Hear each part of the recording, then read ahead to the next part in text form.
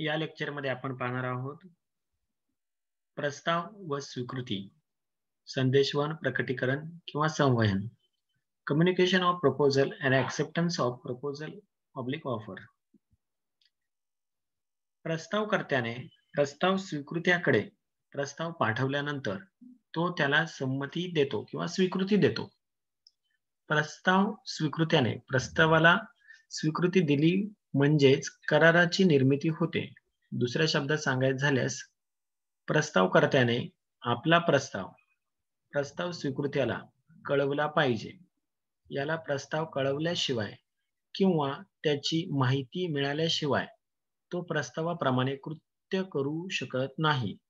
प्रस्तावाची माहिती न समजताच प्रस्ताव स्वीकृत्याने एखादे कृत्य केले व त्याचे नुकसान झाले तर तो प्रस्तावकर्त्याकडून मोबदला मिळवू शकत नाही. म्हणूनच प्रस्तावकर्त्याने प्रस्ताव सादर केल्यावर व तो प्रस्ताव स्वीकृत्याला समजल्यावर त्याने त्याला स्वीकृती दिली पाहिजे, म्हणजेच प्रस्ताव पूर्ण होतो. प्रस्ताव स्वीकृत्याला प्रस्ताव केव्हा कळतो व प्रस्तावाला केव्हा स्वीकृती मिळते या संबंधीचे नियम सेक्शन 4 मध्ये या संबंधीचे नियम सांगितलेले आहेत. काय आहेत ते नियम? तर त्यातला पहिला नियम आहे प्रस्तावकर्त्याचा प्रस्ताव स्वीकृत्याला केव्हा समजतो.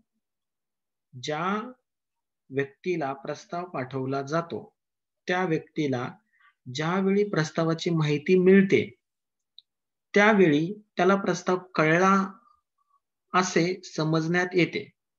त्यावेळी प्रस्तावकाचे प्रकटीकरण किंवा संवहन झाले आहे असे समजले जाते. उदाहरणार्थ, अ ने ब ला पत्र पाठवून आपल्या जवळील 2 हिरे 10,000 रुपयाला विकण्यासाठी प्रस्ताव पाठवला. ज्यावेळी अ चे ब ला पत्र मिळेल व ब ते वाचेल त्यावेळी त्याला प्रस्ताव कळला किंवा माहित झाला असे म्हणता येईल. ही झाली पहिला नियम.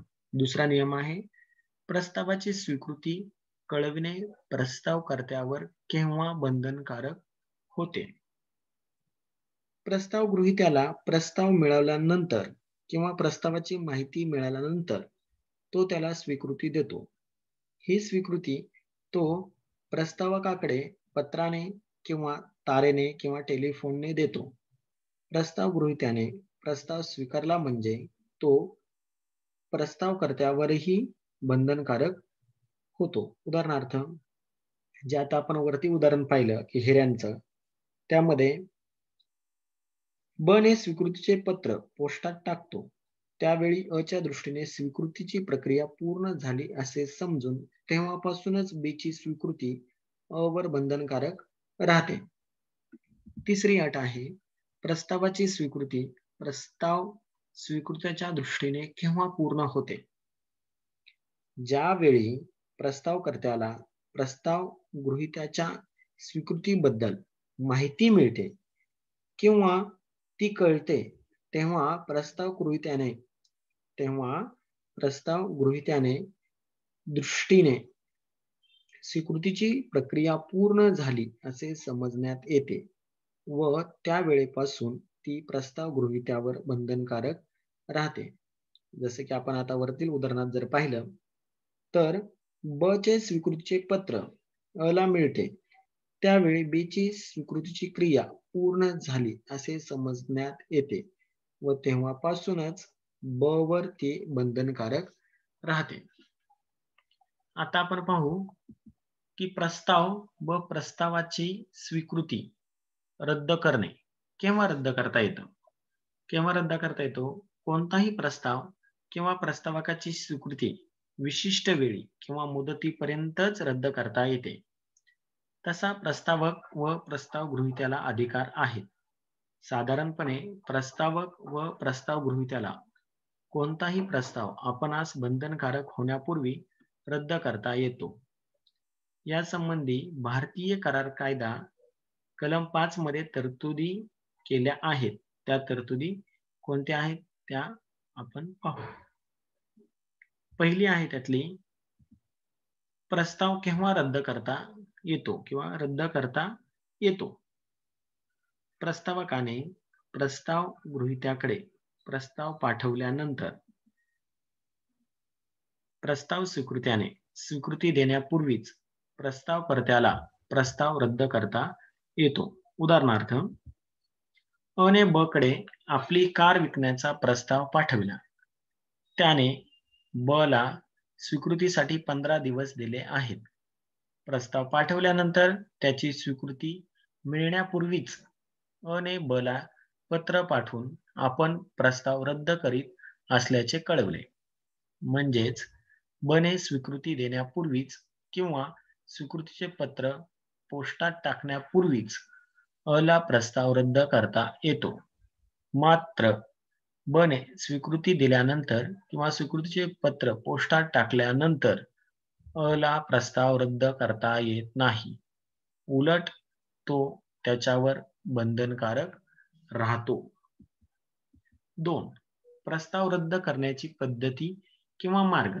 कोणकोणत्या पद्धतीने तो रद्द करता येतो? प्रस्ताव रद्द करण्याचे अनेक मार्ग आहेत किंवा पद्धती आहेत. प्रस्ताव रद्द करण्याच्या मार्गांनी जी काही माहिती आहे ती कायद्यातील कलम 6 मध्ये दिलेली आहे. कोणत्या ह्याच्याप्रमाणे करता येतो? तर स्वीकृती पाठवण्यापूर्वी. म्हणजे काय?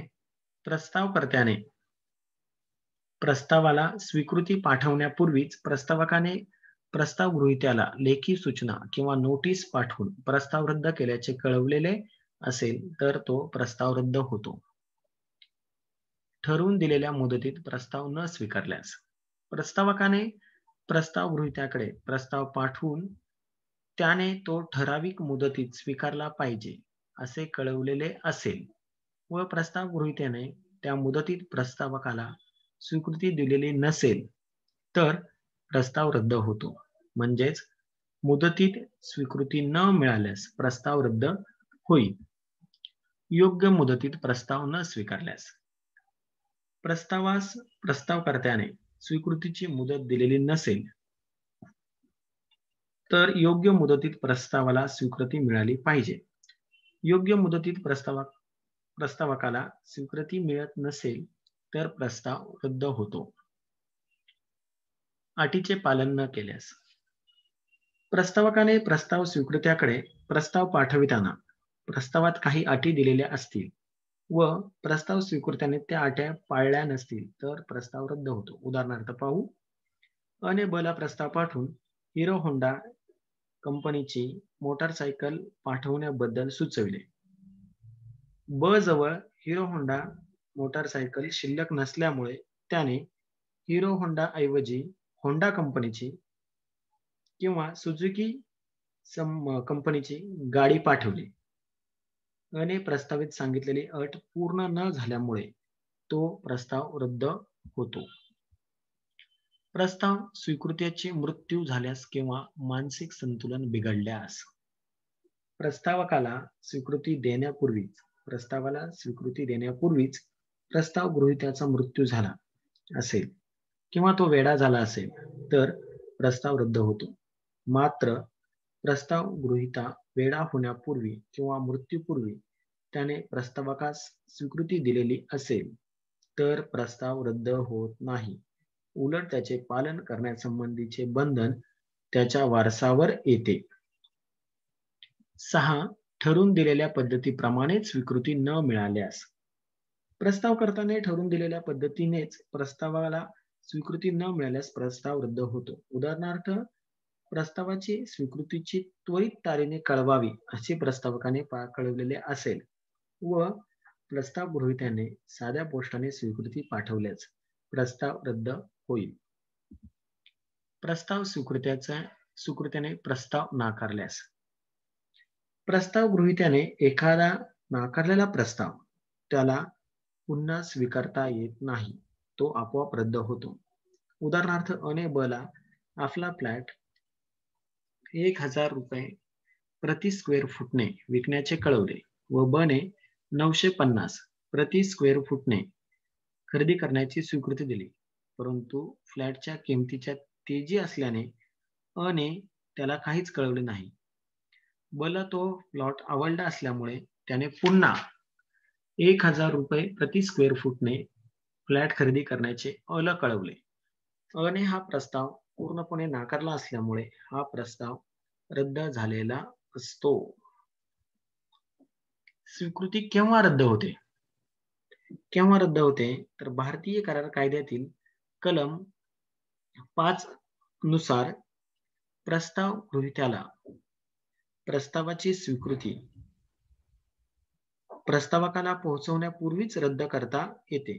मात्र प्रस्तावकाला स्वीकृती दिल्यानंतर किंवा प्रस्तावकाची स्वीकृतीचे पत्र पोस्टात टाकल्यानंतर प्रस्तावकाला स्वीकृती रद्द करू शकत नाही.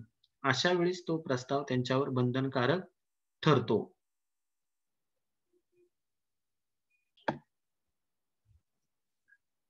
उदाहरणार्थ अने ब ला 500 पुस्तके पाठवण्यासाठी प्रस्ताव पाठविला. ब ने प्रस्तावाला स्वीकृती देऊन स्वीकृतीचे पत्र पाठवले. पत्र पाठवल्यानंतर ती पुस्तके उपलब्ध नसल्याचे ब च्या लक्षात आले. त्यामुळे त्याने अ ला फोन करून प्रस्तावाच्या अस्वीकृतीबद्दल कळवले. अशा वेळी वरील प्रस्ताव रद्द होतो. मात्र अ ला ब कडून स्वीकृतीचे पत्र मिळाल्यानंतरच ब फोनवरून प्रस्तावाच्या स्वीकृतीबद्दल असमर्थता दर्शवेल तर प्रस्ताव रद्द होणार नाही. तो अ वर बंधनकारक राहील. मग आपण आता थांबू.